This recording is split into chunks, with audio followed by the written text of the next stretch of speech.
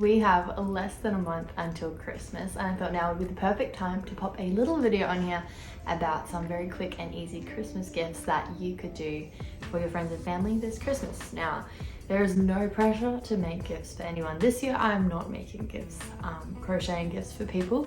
I did that last year, and while I had fun, because I just learned how to crochet, I was going wild. Now I'm using my crochet time for stuff I want to wear. Instead of lots of little projects, I've started doing like fewer, bigger projects just to save my energy. But if you are someone who's being very kind and making your friends and family some gifts, then here are my ideas. So my first idea is chunky bags. Now I have made many of these before. I've made them in wool and I've made them with t-shirt yarn, and they are so quick and easy and fun to make that I honestly just do it. If I don't have a project on the go, I can just watch a movie and create one bag and then sell it. So they are a very awesome one to make. What has drawn me to them for a Christmas gift is just the fact that they're really nice. They're very versatile in how you can like style them. So I just feel like if you've got a woman or a girl in your life who is a bit fashiony, they will like this. But also, like, it's a pretty good basic too if you choose a nice staple color, and they can be like very much personalized if you know that person well. Like I've done the check ones, as you can see, which were woolen, and they were really good because I did the 3 different colored checks. They were very sturdy too because they were carrying the strand from the 3 colors through. So that is a good one, a quick one. Yeah, so that is option 1.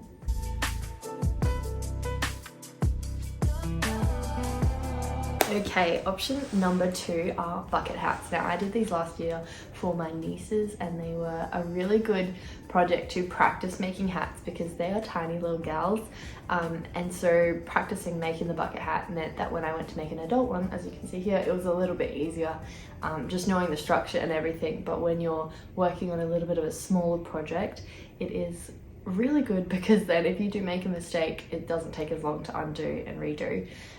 So finding just a very basic pattern for that, and then you can kind of get creative with it. All of my bucket hats have just been based off increasing a circle just to a nice beautiful curve, and then extra increases on the end. I can't remember the exact numbers, but it's a pretty basic pattern. But all of my like adding granny squares, adding patterns, that's all just been free-handed, and they are really great to do as well. Like a lot of people love bucket hats, so if you've got kids who are wanting a gift, or like even my husband, I made him a bucket hat, he loves it. So yeah, there's a lot of people that would use them.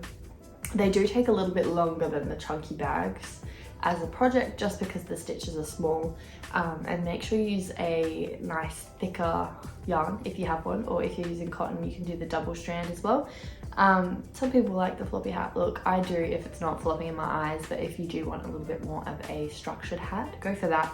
Or I do believe that, I haven't used it, but there's like a wash you can wash bucket hats in, or fabric in, to like stiffen it a little bit. So have a look at that, see if that's something that is real. I don't know if it is. I think it is. I think Jenna Phipps, I saw a video, she did it in Mod Podge glue, which we don't have in Australia, but it'd be like Elmer's. Do we have Elmer's? I don't even know what we have here. Glue. PDF glue? I can't remember what we call it here. We have the same type of glue. I just feel like it would go weird if you like did a hat in it. I should try that at some point. Anyway, that is my second idea, bucket hats.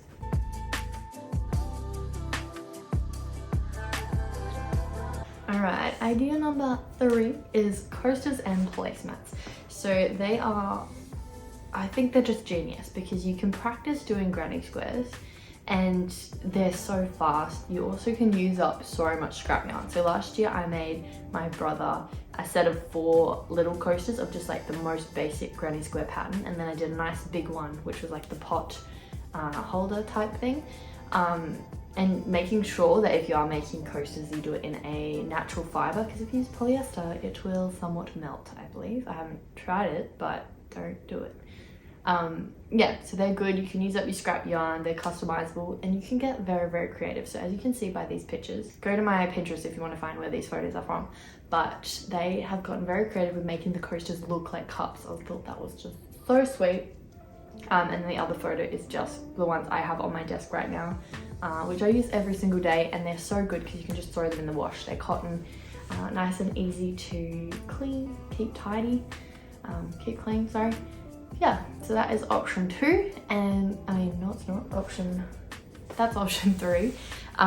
The other really good thing about doing coasters is you are able to learn a new skill quite quickly, because you can just be practicing a new granny square pattern each time. So you can either look it up on Pinterest, or find a crochet book that has lots of different granny squares in it. Yeah, and then you're just practicing different techniques, which sometimes can be a bit daunting if you've got a massive project that you're wanting to try things on. But I found following a little pattern for granny square was so much more enjoyable and finished a lot quicker. And then I was comfortable to do it in my next project. So give those things a go.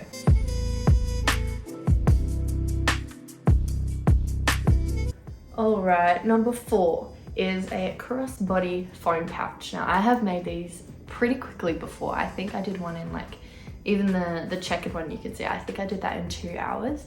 The other one that's there with little strawberries, I bought that in Thailand on our honeymoon, because yes, I can crochet, but I'm also obsessed with it, so I just bought it because I thought it was adorable. These are very, very useful for people just to carry their phone, carry chapstick, little things that you want to carry around. And again, it's a really good scrap yarn user. You can customize them to your person. Yeah, and I think they're just a nice little useful thing to have that people, I don't know if people generally buy them for themselves, but I feel like if you gave one, they would use it. So give those a go. You could also try doing this project in a bit of like a raffia material, so it's a bit more sturdy, which we'll see in the next project, or one of the projects coming up. That is one of my recommendations. But yeah, you can get pretty creative with what you do, looking up patterns, but they're also quite easy to just wing it yourself and give it a go. There's also a lot of tutorials online if you want to find a nice crossbody bag. The only thing I would say as just a little warning would be with the strap length. You want to make sure it's right for the person you're giving it to. So then to fix that, I would just go make it for your own body, and then just kind of imagine like width wise how much bigger or small they are, and then adjust accordingly. Because if you're making it for a bit of a smaller person and you have maybe bigger boobs or something, that distance will just mean it hangs quite low. And I do like mine to feel a little bit closer to my body, like higher up. But again, that's personal preference, so don't stress about it, but it's good to keep in mind as you go through that one.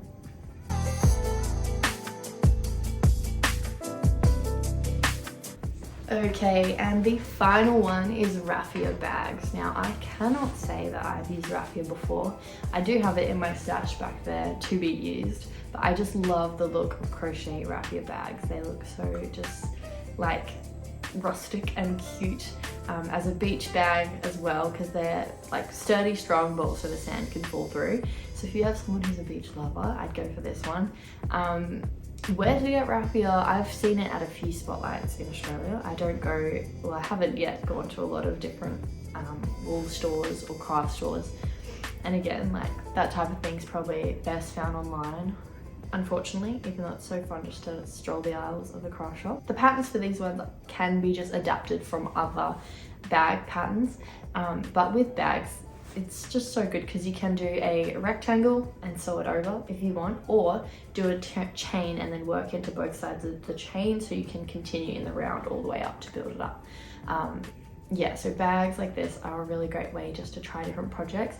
And if you do the mesh one, as you can see here, the really big one, that will work up so fast because you're obviously skipping every second stitch. So you're not gonna have as much ground to cover with your own crochet. Yeah, so those are my ideas. Little bonus ones I thought about adding, but I didn't make an image for it in the end, are like AirPod case covers. I thought those are so cute, and another way just to do a little mini gift if you want to make something. I'm probably going to make one for myself because they're very cute, except I only have one AirPod at the moment because one of them fell down the crack of my car and then my car got stolen. So I'll be getting that back at some point, but I've just been using one AirPod.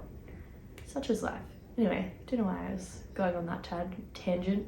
I still have my case, so I can make a cover for it.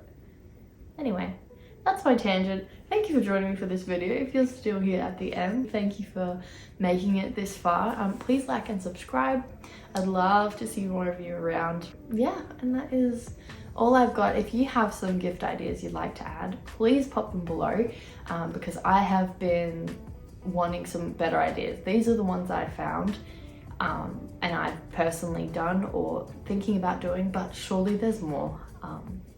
I couldn't really think of many more small projects, so I need some help getting creative.